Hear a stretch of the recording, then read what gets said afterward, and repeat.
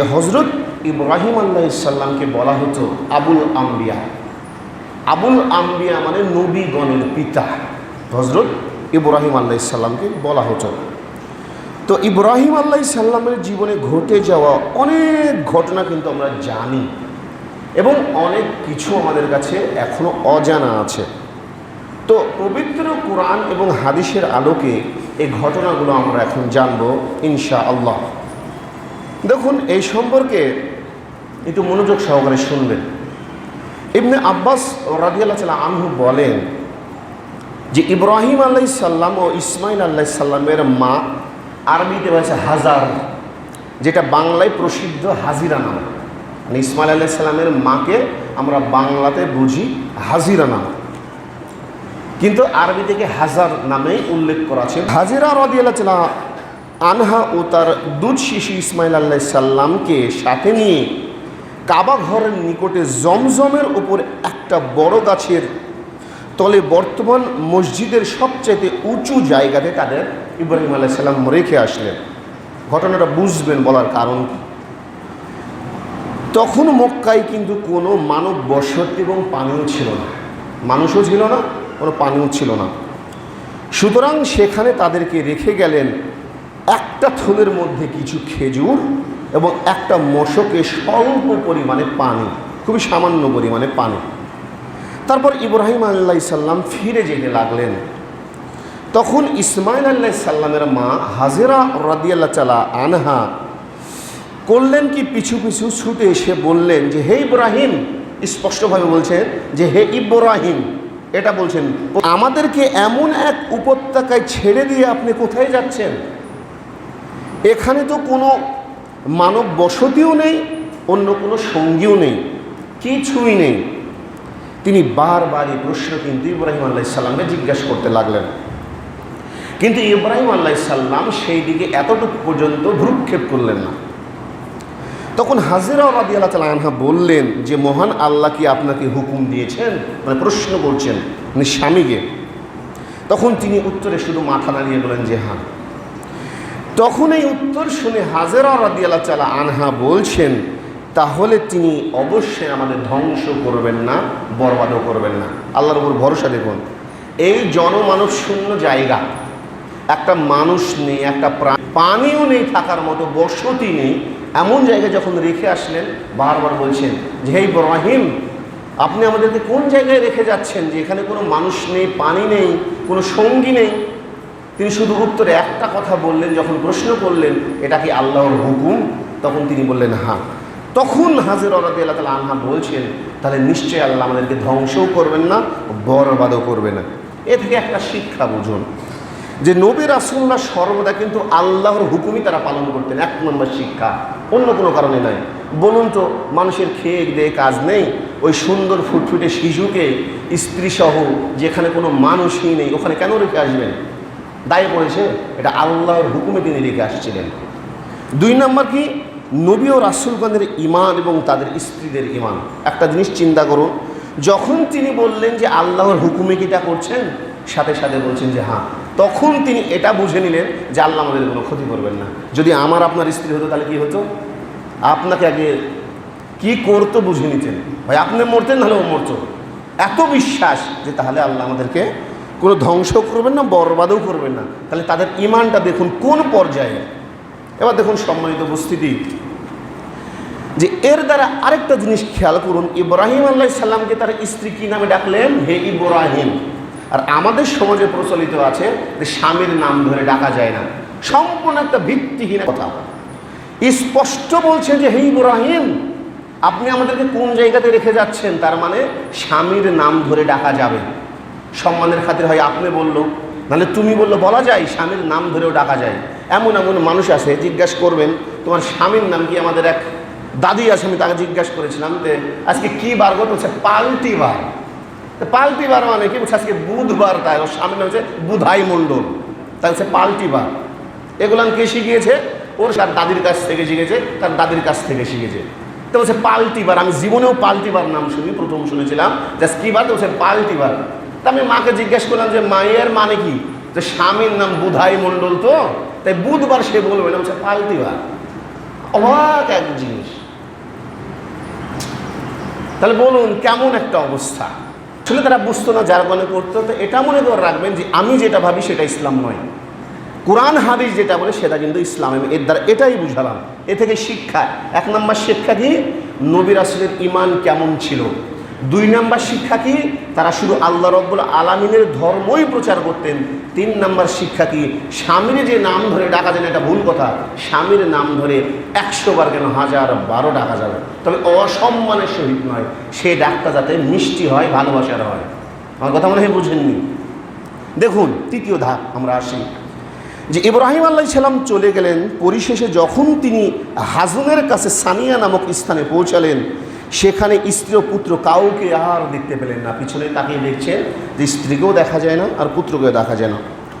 অথচ তিনি কাবা ঘরের দিকে মুখ করে 2 হাত তুলে দোয়া করলেন। ওখানে গিয়ে কাবা ঘরের দিকে মুখ করে দোয়া করছেন যে আমার প্রতিপালক, আমার রব, আমি আমার কিছু বংশধরদেরকে ফল ও ফসলহীন উপত্যকায় তোমার পবিত্র গৃহের নিকটে বসবাস করালাম। হে আমার প্রতিপালক, যাতে তারা সালাত কায়েম করে, সুতরাং তুমি কিছু লোকের অন্তরকে তাদের প্রতি অনুরাগী করে দাও এবং ফলাদি দ্বারা তাদের জীবিকা ব্যবস্থা করে দাও, যাতে তারা কৃতজ্ঞতা প্রকাশ করতে পারে। এর দ্বারা এবার দেখুন শিক্ষা কি। যদি বাড়ি থেকে বাইর হন যে কোনো কাজের জন্যে, তো সর্বপ্রথম পরিবারের জন্য দোয়া করে যাবেন যে আল্লাহ রাব্বুল আলামিন এদেরকে তুমি হেফাজতে রাখো। যেটা ইব্রাহিম আলাইহিস সালাম ওখান থেকে এসে আল্লাহর কাছে হাত তুলে বলছেন, আল্লাহ রাব্বুল আলামিন এদেরকে তুমি দেখো। 2 নাম্বার কি, যে কোনো বিপদে পড়লে আপনাকে সর্বপ্রথম আল্লাহকেই ডাকতে হবে, তাছাড়া উপায় নাই। যেটা ইব্রাহিম আলাইহিস সালাম আল্লাহর কাছে ডাকলেন, দোয়া করলেন। 3 নাম্বার কি, ওখানে বলছেন যাতে তারা সালাত কায়েম করতে পারে, মানে নামাজের প্রচলন সেই আগে থেকেই চলে আসছে। মানে দোয়া কবুলের একটা অন্যতম মাধ্যম হচ্ছে সালাত। যেটা ইব্রাহিম আলাইহিস সালাম বললেন যে আমার প্রতিপালক, যাতে তারা সালাত কায়েম করতে পারে, মানে নামাজ তারা পড়তে পারে। বুঝুন অর্থগুলো, বুঝুন এটা বলার কারণ কি, মানে নামাজ তাদের জন্যও ফরজ ছিল, তবে তাদের পার্থক্যটা ছিল অন্যরকম। প্রথমেই বলছে তারা যাতে সালাত কায়েম করতে পারে, ইব্রাহিম আলাইহিস সালাম এটা বলছেন। তারপর দেখেন দোয়া করলেন কেবলার মুখ হয়ে তিনি দোয়া করলেন, তার দিকে মুখ করলেই দোয়া করলেন। এর কারণে আমরা যত মানুষ পৃথিবীর বুকে সালাত আদায় করি, কেবলার দিকে বাইতুল্লাহর মুখ হয়ে সালাত আদায় করি। যারা পশ্চিমা দেশের লোক আছে, আমেরিকার লোক, তারা পূর্ব দিকে সালাত আদায় করে। যারা রাশিয়ার দিকের লোক আছে, ওখানে সুইডেন পাবেন, নরওয়ে পাবেন, ওরা এই দিকে সালাত আদায় করে। আর যারা এই পাশে আফ্রিকা মহাদেশের লোক, তারা এই মুখ করে সালাত আদায় করে। মোট কথা কাবাকে মিডিল ট্রামে রেখে সালাত আদায় করে, মানে আল্লাহর সন্তুষ্টির জন্য সালাত আদায় করে। আমরা যেহেতু পূর্ব পাশে আছি, যার কারণে আমরা কেবলা হচ্ছে আমাদের পশ্চিমে, তাদের কেবলা হচ্ছে উত্তরে, তাদের কেবলা দক্ষিণে, আর তাদের কেবলা হচ্ছে পূবে। আমার কথা মনে হয় বুঝেননি। কাবা আছে মাঝখানে। আমরা যেমন পশ্চিমমুখে সালাত আদায় করছি, যুক্তরাষ্ট্রে মানে আমেরিকারা সালাত আদায় করে এ মুখ করে, কাবা তাদের ওই মুখ মতো এই পাশে, আফ্রিকারা পড়ে এই মুখ করে, আর নরওয়ে সুইডেনেরা পড়ে এই পাশে মুখ করে। আমার কথা মনে হয় বুঝেননি। মানে কাবার দিকে দোয়া করেন আল্লাহর কাছে। এই জন্য প্রত্যেকটা যারা মুসলিম আছে তারা কেবলা মুখে তারা দোয়া করেন। আমাদের কেবলা এই পাশে, ওদের কাবলা এই পাশে, ওদের কেবলা এই পাশে, এদের কাবলা এই পাশে, এইভাবে। এই জন্য কাবার চতুর্পাশে সালাত আদায় করা হয়। যারা হাজী সাহেব আছে, যারা গেছেন, তারা বলতে পারবেন এক কাবা ছাড়া পৃথিবীর কোনো জায়গাতে চতুর্পাশে সালাত আদায় করার নিয়ম নাই। অথচ দেখবেন বাংলাদেশে, আল্লাহ মাফ করুক, এই টঙ্গীর মাঠে যায় এখন আবার কাবার মতন চত্বর করে সালাত আদায় করেছে।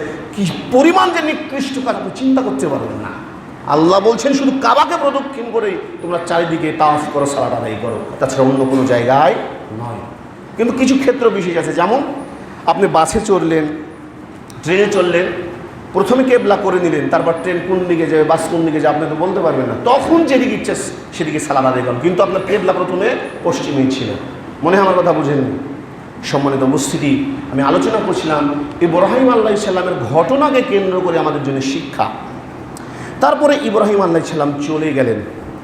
ইসমাইল আলাইহিস সালাম ও কিছু খেজুর পানি, যেটা ইব্রাহিম আলাইহিস সালাম রেখে গেছিলেন, তো ওই খেজুর পানি হাজরা রাদিয়াল্লাহু তাআলা আনহু পান করতেন এবং ইসমাইল আলাইহিস সালামকে দুধ পান করাতেন। পরিশেষে ওই মশকের পানি একসময় শেষ হয়ে গেল। তিনি নিজেও পিপাসিত হলেন এবং বুকের দুধ তার শুকিয়ে গেল। যার কারণে শিশুপুত্রটি পিপাসায় কাতর হয়ে গেল। মনোযোগ সহকারে শুনবেন, থেকে শিক্ষা আমি বলছি। তিনি শিশুর দিকে তাকিয়ে দেখলেন পিপাসায় শিশু মাটির উপর ছটফট করছে। শিশুপুত্রের এই করুণ অবস্থা তার পক্ষে সহ্য করতে আর তিনি পারছিলেন না। যেহেতু তিনি মা, তিনি সেখান থেকে সরে নিকটতম পর্বত হিসাবে সাফাকে পেলেন। তিনি সর্বপ্রথম সাফা পাহাড়কে পেলেন। তারপর তিনি এদিক সেদিক তাকিয়ে দেখলেন কেউ আছে কি না। শুধু ওখানে গিয়ে গেলেন শুধু, কিন্তু কাউকেই তিনি পেলেন না। তারপর সাফা পর্বত থেকে নেমে এলেন। এরপর তিনি পরনের যে তার কাপড় ছিল তে পায়ের গোছা থেকে সামান্য একটু তুললেন, মানে ক্লান্ত অবস্থাতে। তারপর আবার ওখান থেকে দৌড় দিলেন যে কিছু মানুষের সন্ধান বা অন্য কিছু খাবারের সন্ধান পাওয়া যায় কিনা। ওখানে যাওয়ার পরেও তিনি উপত্যকায় কিছুই পেলেন না। ওই উপত্যকার নাম ছিল মারওয়া পাহাড়। তো তিনি এদিক সেদিক দৌড় দিলেন এবং এই পাহাড়ের দুইটার মাঝখানে তিনি 7 বার যাতায়াত করলেন, মানে দৌড় দিলেন। ইবনে আব্বাস রাদিয়াল্লাহু তাআলা আনহু বলেন, মহানবী সাল্লাল্লাহু আলাইহি সাল্লাম বলেছেন, এর কারণে হজের সময় হাজিগণকে এই পাহাড় দ্বয়ের মধ্যে 7 বার দৌড়াদৌড়ি করতে হয়। যারা হজে গিয়েছেন তারা বলতে পারবেন। এরপর তিনি শেষবার মারওয়া পাহাড়ের উপর উঠলেন, তখন একটা আওয়াজ শুনতে পেলেন, হাজিরা রাদিয়াল্লাহু তাআলা আনহা। তারপর তিনি নিজেই বললেন নিজেকে যে চুপ চুপ করো এখন, মানে নিজেই নিজেকে বলছেন। তারপর তিনি কান খাড়া করে ওই আওয়াজ আবার শুনতে পেলেন। যখন শুনতে পেলেন তারপর তিনি বললেন, এখন যদি তোমার কাছে সাহায্য করার কিছু থাকে তাহলে আমাকে সাহায্য করো, যেহেতু আওয়াজ একটা শুনতে পেয়েছেন। হঠাৎ তিনি দেখলেন জিবরিল ফেরেশতা তার সামনে উপস্থিত। ফেরেশতা তার পায়ের গোড়ালি দিয়ে অথবা ডানা দিয়ে আঘাত করলেন, ফলে আঘাতের স্থান থেকে পানি বের হতে লাগলো। কি বুঝলেন? এটা জিবরিল ফেরেশতার আঘাতে, যে জিবরিল ফেরেশতার হয় পায়ের গোড়ালি দ্বারা অথবা তার ডানার ঝাপটা দ্বারা আঘাত করলেন, তখন ওই পাশ দিয়ে আস্তে আস্তে পানি বের হতে লাগলো। হাত দিয়ে চারপাশে হাউজের মতো করে একটা বাঁধ দিলেন, মানে হাউস যেরকম, যেটা কুয়া আমরা বলি, বাঁধ দিলেন। তারপর তিনি সেখান থেকে অঞ্জলি ভরে মশকটিতে পানি ভরতে লাগলেন। হাউজের পানি ভরা শেষ হলেও ওই পানি ওখান থেকে উঠল। ইবনে আব্বাস রাদিয়াল্লাহু তাআলা আনহু বলেন, মহানবী সাল্লাল্লাহু আলাইহি সাল্লাম বলেছেন, মহান আল্লাহ ইসমাইল আলাইহিস সালামের মায়ের ওপর করুণা বর্ষণ করুন। তিনি যদি সেখানে পানিতে বাঁধ না দিতেন তাহলে সেখানে কূপ না হয়ে প্রবাহমান ঝর্ণা তৈরি হতো। এটা রাসূল সাল্লাল্লাহু আলাইহি সাল্লাম বলছেন, যদি ইসমাইল আলাইহিস সালামের মা ওখানে যদি বাঁধ না দিতেন তাহলে আল্লাহ রাব্বুল আলামিন কিন্তু সেখানে কূপ না একটা ঝর্ণা তৈরি করছেন। এবার দেখুন এখান থেকে শিক্ষা শুনুন, যে মা সে কিন্তু বাচ্চার কষ্ট সহ্য করতে পারে না, যেটা হাজরা রাদিয়াল্লাহু তাআলা আনহা তার শিশুর এই করুণ পরিণতি দেখে কিন্তু দৌড়াচ্ছিলেন। 2, যদি মায়েরা কিছু খেতে না পায় সন্তান হওয়ার পরে, তাহলে মায়ের দুধ শুকিয়ে যাবে, কিছু খেতে পারবে না, মানে তাকে খেতে দেওয়া লাগবে। 3 নাম্বার, তিনি সাফা মারওয়া পাহাড়ে 7 বার দৌড়ালেন, যার কারণে সেখানে উপস্থিত হাজিদের 7 বার দৌড়াতে হয়।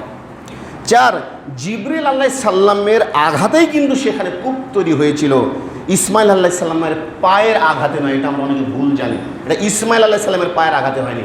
বর্ণনা দেওয়া আছে সহিহ হাদিসের বর্ণনায় যে জিবরাইল আলাইহিস সালামের পায়ের গোড়ালিতে অথবা তার ডানার ঝাপটাতে ওখানে কূপ তৈরি হয়েছিল, মানে পানি উঠতে লেগেছিল। অথচ আমরা অনেকেই মনে করি যে ইসমাইল আলাইহিস সালাম বাচ্চা মানুষ, পা যখন লাফাচ্ছিল তখন ওখান থেকে পানি উঠছিল। এটা মিথ্যা কথা। দেওয়া আছে জিবরাইল আলাইহিস সালাম তার পায়ের আঘাত দ্বারা আঘাত যখন করলেন তখন সেখান থেকে পানি উঠতে লাগলো। এটা হচ্ছে স্পষ্ট কোরআন এবং হাদিস দ্বারা প্রমাণিত। সম্মানিত উপস্থিতি, এবার দেখুন বর্ণনাকারী তারপর বলেন, তারপর হাজেরা রাদিয়াল্লাহু তাআলা আনহু নিজে পানি পান করলেন এবং পানি পান করার সাথে সাথে তারপর তারা বাচ্চাকে আবার দুধ পান করালেন। তখন ফেরেশতা তাকে বললেন, ধ্বংসের আশঙ্কা আপনি করবেন না, আপনি ভয় করবেন না, ধ্বংসের আশঙ্কা করবেন না, কেননা মহান আল্লাহর ঘর এই আপনি যেখানে আছেন এখানেই আছে, এবং এই শিশু তার পিতার সাথে এই ঘর আবার পুনরায় নির্মাণ করবেন। আর মহান আল্লাহ তার খাস লোককে কখনো ধ্বংস করেন না। এটা জিবরিল আমিন বলছেন হাজেরা রাদিয়াল্লাহু তাআলা আনহাকে। ওই সময় বাইতুল্লাহ মহান আল্লাহর ঘরের পরিত্যক্ত স্থানটি জমিন থেকে টিলার মতো একটু উঁচু ছিল। স্রোতের পানি এলেও বাম ও ডান দিয়ে চলে যেত, কিন্তু ওখানে ডুবতো না।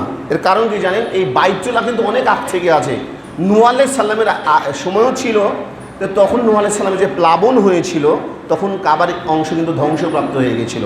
এর পর্যায়ক্রম থেকেই কাবা কিন্তু আছে ওখানেই। এই জন্যে কাবাকে বলা হয় পৃথিবীর মূল কেন্দ্র। একটা মানুষের জন্য মাঝখান ধরা হয় নাভিকে, তদ্রূপ কাবাকে বলা হয় পৃথিবীর নাভি। আপনি পূর্ব থেকে পশ্চিমে মাপবেন, তাও কাবা মাঝখানে, উত্তর থেকে দক্ষিণে মাপবেন, তাও কাবা মাঝখানে। মুসলিমরা যখন সর্বপ্রথম পৃথিবীর মানচিত্র তৈরি করলেন পূর্ব থেকে পশ্চিমে, তখন পৃথিবীর কাবা ছিল মাঝখানে। তো বেধর্মীরা বলছে এটা মুসলমানদের চাল, কাবা মাঝখানে নেই। তো করলেন এই উত্তর দক্ষিণে ম্যাপ তৈরি করলেন, যে এখন যেই ম্যাপটা পাই আমরা দিচ্ছে খ্রিস্টানদের, আর আগে ছিল পূর্ব পশ্চিমে। তারাও মেপে দেখছেন যে কাবা মাঝখানে, যেই ম্যাপটা আমরা বর্তমানে দেখি। তো কাবা হচ্ছে পৃথিবীর মূল কেন্দ্র, ওই মাঝখানে। তারপর ওই বাম ডান দিয়ে যখন পানি চলে যেত, কিন্তু ওই কাবার ওই উঁচু স্থানটি ডুবতো না, সাইড কেটে চলে যেত। তো এইভাবে হাজেরা রাদিয়াল্লাহু তাআলা আনহা জীবনযাপন করতে লাগলো। শেষ পর্যন্ত জুমহুর গোত্রের কিছু লোক কাদা নামক স্থানের পথ বেয়ে যাওয়ার পর তারা মক্কার নিচু ভূমিতে অবতরণ করলো। মানে এই গোত্রের নাম কি? জুমহুর গোত্রের লোক ওই পাশ দিয়ে যখন যাচ্ছিল, তো আরবের ওই একটা জায়গার নাম ছিল কাদা নামক স্থান। তারা সেখানে অবতরণ করলো এবং দেখতে পেল যে কিছু পাখি চক্রাকারে উপরের দিকে ঘুরছে। তো সেই সময়কার মানুষ কিন্তু অনেক বুদ্ধিদীপ্ত ছিল। তো তারা বলছে যেহেতু এখানে পাখি ঘুরছে, তার মানে এখানে কোনো পানি আছে, কারণ যেখানে পানি থাকে সেখানে কিন্তু পাখি চক্রাকারে ঘুরে, তাহলে খাবার থাকে তখন। তো কিছু লোককে বলছে যে দেখো তো সেখানে কিছু পাওয়া যায় কি না। তারপর দুইজন দূতকে তারা পাঠানোর পরে গিয়ে দেখছে যে ওখানে সুন্দর পানির ফোয়ারা উঠছে। পুনরায় তারপর চলে আসার পরে বলছেন যে ওখানে পানি আছে। তারপর ওই গোত্রের যারা হয়েছে লোক আছে, প্রধান আছে, ওরা আসার পরে দেখছে যে ওখানে ইসমাইল আলাইহিস সালামের মা হাজেরা রাদিয়াল্লাহু তাআলা আনহা বসে আছে। তো তারা বলল যে আপনার এখানে বসবাস করতে চাই, অনুমতি দেবেন কি? মানে ওই লোকগুলান বলছে হাজেরা রাদিয়াল্লাহু তাআলা আনহাকে। তো তিনি বললেন হ্যাঁ, তবে এই পানির উপর তোমাদের কোনো স্বত্বাধিকার থাকবে না।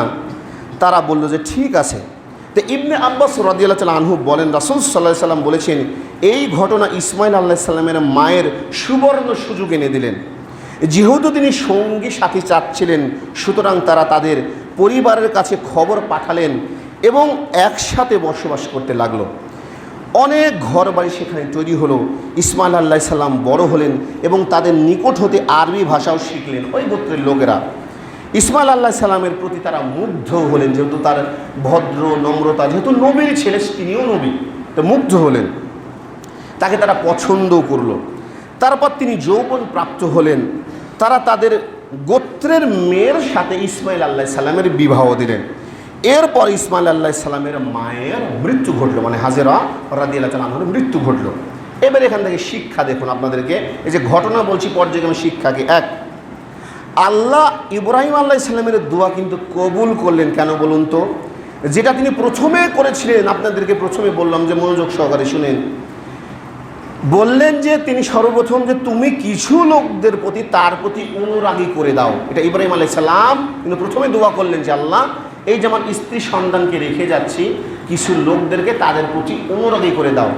এই তো বেশ কিছু বছর বলেন, কিছু লোক ওখানে আসলো, ভালোবাসা মহব্বত সৃষ্টি হলো, সঙ্গী পেল, মানে আল্লাহ তার দোয়া কবুল করলেন। এর দ্বারা আরেকটা জিনিস বুঝুন যে প্রত্যেকটা ব্যক্তির দোয়াই কিন্তু কবুল হয় যদি দোয়াতে তাড়াহুড়ো না করে। রাসূল সাল্লাল্লাহু আলাইহি সাল্লাম বলছেন যে প্রত্যেকের দোয়াই কবুল হয় যদি সে দোয়াতে তাড়াহুড়ো না করে। মানে এখন আমি দোয়া করছি মানে এখন কবুল হবে এটা নয়। আল্লাহ পরীক্ষা করেন যে আমার বান্দা আমার কাছে কতটুকু চান। আপনি দোয়া করলেন আজ 3, 4 দিন, 5 দিন, 1 মাস যান, কবুল হলো, হে আল্লাহ আমাকে দেখে না, ও আপনার এই দোয়া কবুল হবে না। ইব্রাহিম আলাইহিস সালাম দোয়া করলেন, সেই দোয়াটাকে আল্লাহ আগে কবুল করতে পারতেন না? এটা উম্মতের জন্য শিক্ষা। রাসূল সাল্লাল্লাহু আলাইহি সাল্লাম তো দোয়া করেছিলেন ওই উতাইবা বিন আবুল হাবকে ধ্বংসের জন্য, প্রায় 1 যুগ পরে দোয়া কবুল হয়েছিল। কেন বলুন তো? যাতে তার উম্মতরা ধৈর্য ধারণ করতে পারে, আল্লাহকে বেশি বেশি ডাকতে পারে, তৎক্ষণাৎ দোয়া কবুল হবে এটা নয়। ইসলামে বলছেন যে প্রত্যেকটা ব্যক্তির দোয়াই কবুল হয় সে যদি দোয়াতে তাড়াহুড়া না করে, এটা বলছেন। দেখুন ইব্রাহিম আলাইহিস সালামের দোয়ার ফলে সেখানে ফল ফলাদি অভাব এখন আর নেই। আরবে দেখবেন গাছ নাই, শুধু ফলে পরিপূর্ণ। ওই যে বললেন ইব্রাহিম আলাইহিস সালাম, আল্লাহ এখানে ফল ফলাদিতে তুমি পরিপূর্ণ করে দাও। এখনও দেখবেন আনারের যে গাছ আছে, আনার যেটাকে আরবি ছিল রুম্মান, যেটাকে বলে আমরা ডালিম বা বেদেনা, দেখবেন যে শুধু গাছ আছে, পাতা নাই, আর ফলে পরিপূর্ণ। এত পরিমাণে ফল হয় ওখানে। আর মক্কা মদিনার খাবারে কি পরিমাণ বরকত, মদিনার আরও বেশি। মদিনার কথার কথা যদি 2 টন লাগে, তো মক্কাতে 7 টন লাগে। কেন বলুন তো? রাসূল সাল্লাল্লাহু আলাইহি সাল্লাম দোয়া করেছিলেন, এত খাবারের বরকত ওখানে, এত পরিমাণে অভাব নাই, দেখতে হবে না। তারা এত পরিমাণে খাবার খায়, বিশ্বে বহির্বিশ্বে এত পরিমাণে দান করে, চিন্তা করতে হবে না। তারা ইয়েমেনকে গোটাই দান করে, পয়সা সহ, ইরাকে দান করে, সোমালিয়াতে দান করে। 2003 সালে বাংলাদেশে একবার সুনামি হয়েছিল, মনে আছে কি আপনাদের? পুকুরের পানি দেখবেন এরকম করছিলেন, আমরা ছোটোবেলায় দেখেছি। সেই সময় 1000 কোটি টাকা দিয়েছিলেন, বলতে নিষেধ করেছিলেন যদি আমি মারা যাই তারপর বলবে। এই তো 2018 সালে প্রকাশ হলো, বাচ্চুল্লাহ 1000 কোটি টাকা দিয়েছিলেন এই বাংলাদেশকে। প্রতি বছর আগে হয়তো বা যারা আছেন বলতে পারবেন, যেই আরবে এই দুম বা উট গরুগুলান জবাই হয় না, প্রত্যেকটা যেটা তৃতীয় বিশ্বের নিম্ন শ্রেণীর দেশেদেরকে পাঠান, সোমালিয়াতে পাঠান, বাংলাদেশে পাঠান। বাংলাদেশে কি আপনার আগে দুম্বার গোস পাননি? পেয়েছেন, এখন পান না। কি কারণে? যে নেতা কর্মীরা খেয়ে নেয় তাই। তারা প্রতি বছর খেজুরও পাঠায়, দুম্বার গোস্ত পাঠায়, এখনও মানুষ পায়। এত পরিমাণে তাদের আল্লাহ বরকত দিয়েছেন। তারা কুয়েতকে কন্ট্রোল করে, গোটা কুয়েতের টাকা পয়সা দেয়। কাতারকে তারা কন্ট্রোল করে, বিশ্বের প্রায় 25টা দেশে তারা টাকা দেন। আল্লাহ এত বরকত দিয়েছেন ওখানে। এক ইব্রাহিম আলাইহিস সালামের, রাসূল সাল্লাল্লাহু আলাইহি সাল্লামের দুয়ার বরকতের ফল এগুলা। দেখুন সম্মানিত উপস্থিতি, তাই বলছি যে বিষয়গুলো বুঝতে হবে। 2 নাম্বার কি, কোনো জায়গায় যদি কারো কিছু করতে চান ভালো কিছু, তাহলে মালিকের কিন্তু অনুমতি নিতে হবে। কেননা ওই যে কাদা নামক স্থানে ওই লোকগুলো আসলেন, তখন হাজরা রাদিয়াল্লাহু তাআলা আনহার কাছে এসে বললেন, আমরা কি এখানে থাকতে পারি, আপনি কি অনুমতি দেবেন? তার মানে কি, ছোটোখাটোই বিষয় হোক, যদি কারো আওতাধীন থাকে তার কাছ থেকে আপনাকে আমাকে অনুমতি নিতেই হবে, এটা বাধ্যতামূলক। নিজে জোর জবরদস্তি করলে এটা চলবে না। এই ঘটনা থেকে আপনাদেরকে আমি শিক্ষা বলছি, শিক্ষা, ইসলামের শিক্ষা কি আমাদের জন্য এটা। এবার দেখুন যে আমি আলোচনা করছিলাম যে হযরত ইসমাইল আলাইহিস সালাম এবং ইব্রাহিম আলাইহিস সালামের ঘটনা থেকে আমাদের জন্য শিক্ষা। এবার দেখুন যে ইসমাইল আলাইহিস সালামের বিবাহের পরে ইব্রাহিম আলাইহিস সালাম তার পরিবারকে দেখার জন্য আসলেন, কিন্তু ইসমাইল আলাইহিস সালামকে তিনি পেলেন না, মানে ইব্রাহিম আলাইহিস সালাম পেলেন না। তো ইব্রাহিম আলাইহিস সালাম ইসমাইল আলাইহিস সালামের যে স্ত্রী ছিল তাকে কয়েকটা বিষয় জিজ্ঞাসা করলেন। তো সর্বপ্রথম বললেন যে ইসমাইল কোথায় গেছে? তার স্ত্রী বলছেন, বর্ণনা দেওয়া আছে রুজির সন্ধানে বেরিয়েছেন, এক জায়গাতে দেওয়া আছে, আর আরেক বর্ণনা এসে শিকার করতে গেছেন। তারপর ইব্রাহিম আলাইহিস সালাম তাদের জীবনযাত্রা সম্পর্কে জিজ্ঞাসা করলেন যে কেমন চলছে, সংসার কেমন চলছে, এরকম। তার পুত্রবধূ তাকে বললেন যে আমরা অতিশয় দুর্দশা। তারপর বলছিলেন আমাদের দুরবস্থা, টানাটানি, ভীষণ কষ্টের মধ্যে আছে। তিনি নানা রকম অভিযোগ করলেন। তারপর পুত্রবধূকে বললেন যে তোমার স্বামী যদি আসে তাকে বলবে যাতে তোমার বাড়ির চৌকাঠটা পরিবর্তন করে। তারপর ইসমাইল আলাইহিস সালাম আসলেন, তারপর বললেন যে অমুক অমুক লোক এসেছিল, এরকম দাঁড়িয়ে আছে, বৃদ্ধ সুন্দর সৌম্য চেহারার অধিকারী। তো ওই লোক কি কোনো ওসিয়ত করেছে? আগে তাই বলো। তো ওসিয়ত করেছে, কি বলেছে? বলছে যে বাড়ির চৌকাঠটা পরিবর্তন করতে, মানে তখন বলছে তোকে বাড়িতে রাখতে বলেনি, তোকে ছেড়ে দিতে বলেছে। কেন বলুন তো? এ থেকে কয়েকটা শিক্ষা শুনুন। স্বামীর সম্পর্কে অনবরত নালিশ, স্বামী যদি ভালো হয়, কথা বুঝেন, অনবরত নালিশ ইসলাম সমর্থন করে না। 2, মানুষকে অভাব অনটনের কথা সর্বদা বলবেন না। যদি কিছু হয়, আমার টানা পোড়ান, আমার হাত কষ্ট, আমি চলতে পারছি, অনেক অভাবে আছি, আল্লাহ বলছেন তোর অভাব আমি আরও বাড়িয়ে দেবো, তোকে এত দিয়েছি তারপরে তুই নিয়ে কথা বলছিস। যদি কেউ এরকম বলে আমি অভাব অনটনের মধ্যে আছি, খুব টানা কষা চলছে, হাত খুব শর্ট, তার মানে ওর আল্লাহ ভালো করবে না। কেন বলুন তো? ও সর্বদাই এইসবের মধ্যেই থাকে। আল্লাহ বলছেন যে এইসব লোককে আল্লাহ ভালোবাসেন না। যদি তোমার অভাবগ্রস্ত হয়েও থাকো, যদি কারো কাছে ধার চাও, গোপনে গিয়ে বলে যে ভাই আমার একটু সমস্যা আছে, যদি কিছু টাকা ধার দেন, সুদের উপর দেবেন না। আগে বলছি সুদ তো এমনিতেই হারাম। রাসূল সাল্লাল্লাহু আলাইহি ওয়াসাল্লাম সুদের ভাগ খাবে, মায়ের সাথে জেনা করার মতো পাপ, যে সর্বনিম্ন পাপ সেটা মায়ের সাথে জেনা করার মতো পাপ। আর এক নম্বর হচ্ছে আল্লাহ এবং তার রাসূলের সাথে যুদ্ধ করা, সুদের ভিত্তিতে দেবেন, এমনি ধার দেবেন। 2 নম্বরকে আল্লাহর কাছে বেশি বেশি পরিমাণে চাইবেন, আর অভাব অনটনের কথা কাউকে বলবেন না যে আমার হাত শর্ট, টাকা নেই, খুব টানাকোষা চলছে। আল্লাহ বলছেন তোকে আমি আরও ধ্বংস করে দেবো, তোর স্বভাবই হয়েছে এরকম। থেকে শিক্ষা এরকম, এক কি বললাম, যদি স্ত্রী খারাপ হয় ওই সংসারে কোনোদিন বরকত আসবে না। এক, যদি পিতা জ্ঞানী হয়, মানে ইসলাম সম্পর্কে জ্ঞান আছে, ধার্মিক এবং প্রত্যেকটা বিষয় সে বুঝে, যদি পিতা আদেশ করে সন্তানকে যে এই কাজ করতে হবে, তোর বউকে ছেড়ে দিতে হবে, সাথে সাথে আপনাকে ছেড়ে দেওয়া ফরজ আপনার জন্য। আবার কথা বলুন, যদি বাপ জ্ঞানী হয়, ধার্মিক হয়, ধর্ম সম্পর্কে তার জ্ঞান আছে, তো ধর্ম সম্পর্কে জ্ঞানী নেই, আনসান ছেড়ে দিতে বলছে, এটা চলবে না। কথা আমার বুঝেন। আর অভাব অনটনের কথা কোনোদিন মানুষের কাছে বলবেন না, হাত টান হাত ছট, এটা বলবেন না। আল্লাহর কাছে চাইবেন, তারপর যদি আত্মীয় থাকে, আত্মীয় ভাই চাচা চাচি, এদের কাছে গিয়ে বলবেন যে আমাকে যদি কিছু টাকা দিতে তোমাদের উপকার হতো, এটা করবেন। ধার চাইলে দেবেন, কিন্তু সুদ দেবেন না। এটা হচ্ছে আমাদের জন্য শিক্ষা। সম্মানিত উপস্থিতি, আমি আলোচনা করছিলাম ইব্রাহিম আলাইহিস সালাম, ইসমাইল আলাইহিস সালামের জীবন থেকে আমাদের জন্য শিক্ষা। এবার দেখুন, ইসমাইল আলাইহিস সালাম আবার বিয়ে করলেন, পরে আবার ইব্রাহিম আলাইহিস সালাম যখন আসলেন, সেই দিনও ইসমাইল আলাইহিস সালাম বাড়িতে ছিলেন না। তো তার পরিবার সম্পর্কে আবারও জিজ্ঞাসা করলেন যে কেমন দিনকাল চলছে, তোমার স্বামী কোথায় গেছে। আল্লাহর প্রশংসা করলেন এবং বললেন আমরা অনেক ভালো আছি। এই স্ত্রীটা বললেন, প্রথমে বলছেন যে আল্লাহর প্রশংসা, আলহামদুলিল্লাহ আমরা অনেক ভালো আছি, আল্লাহ আমাদের যথেষ্ট দিয়েছেন। তো ইব্রাহিম আলাইহিস সালাম তাকে জিজ্ঞাসা করলেন যে তোমাদের প্রধান খাদ্যদ্রব্য এবং পানীয় কী। তো পুত্রবধূ বললেন, তখনও কিন্তু জানেন না যে তার শ্বশুর এটা, মানে গোপনে খোঁজ নিতেন, এটা হচ্ছে বুদ্ধিমান ব্যক্তির কাজ। তো বললেন যে আমাদের খাদ্য হচ্ছে গোশত এবং পানীয় হলো পানি, মানে যেটা পান করি সেটা পানি। তো ইব্রাহিম আলাইহিস সালাম তাদের খাদ্য পানিতে বরকতের জন্য দোয়া করলেন। দেখুন ওখানে দোয়া করেছেন, কেননা সেই সময় মক্কাতে শস্য উৎপাদন হতো না, অত্যন্ত খরা মাটির যে অবস্থা আপনারা বুঝতে পারবেন। এখনও আধুনিক সিস্টেম এসেছে, যার কারণে মানুষ এগুলো আল্লাহর রহমতে করতে পারে।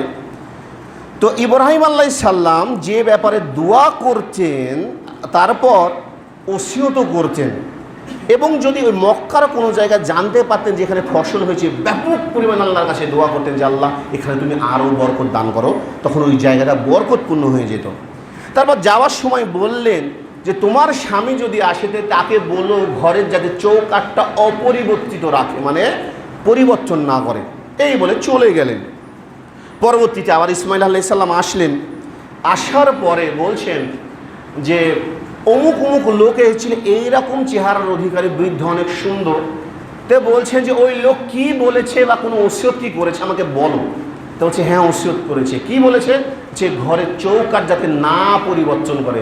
তখন বলছেন তোমাকে আমার আব্বা রেখে দিতে বলেছিলেন, ওটা তোমার শ্বশুর ছিল। কি বুঝলেন সম্মানীয় উপস্থিতি? এখান থেকে একটা জিনিস শিক্ষা, যে একজন ধার্মিক স্ত্রী সংসার এবং পরকালের জন্য কল্যাণ করে, এটা মনে করে রাখবেন। রাসূল সাল্লাল্লাহু আলাইহি সাল্লাম বলছেন, শুনেন আবু দাউদের হাদিস, তোমরা দিনদার মহিলাকে বিবাহ করো, অন্যথায় তুমি লাঞ্ছিত হবে, এটা বলছেন।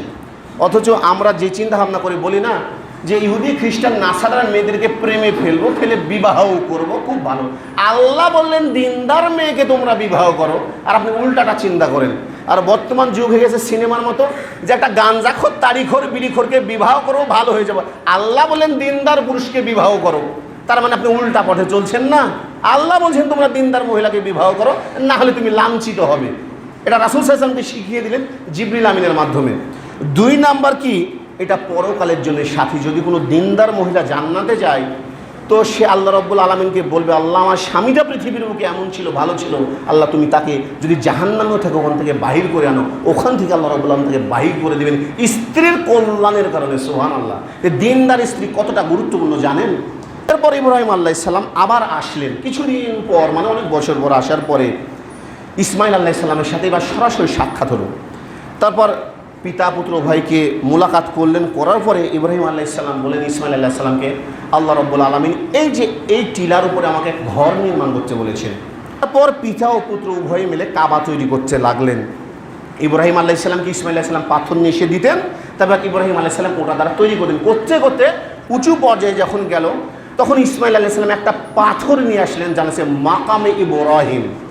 যখন উঁচু হয়ে গেল, ইব্রাহিম আলাইহিস সালাম ওর উপরে চড়লেন, তখন ওইভাবে কাজ করতে করতে এখনও দেখবেন যারা হাজিরা আছেন, ইব্রাহিম আলাইহিস সালামের পায়ের একটা ছাপ আছে কাবাতে, হচ্ছে মাকামে ইব্রাহিম। হাজি সাহেব আপনারা বলতে পারবেন, ওই ছাপ এখনও আছে।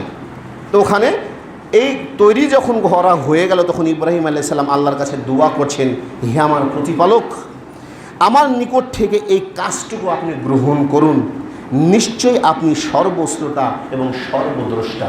আল্লাহর কাছে বলেন, আল্লাহ আপনার হুকুমে যে ঘরটা আমি তৈরি করেছি, আল্লাহকে আপনি কবুল করে নিন, আপনি সব দেখেন, সব শোনেন, এটা বললেন।